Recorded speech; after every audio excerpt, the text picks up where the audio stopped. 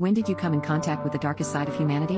When I was 19, my ex-boyfriend ambushed me in a parking lot in my small hometown as I was unlocking my car. He shocked me twice and told me it was in my best interest to go with him, and out of fear I decided to just comply. The worst part was that it was broad daylight and there were other people in the parking lot. I saw them look at me, but nobody came to help.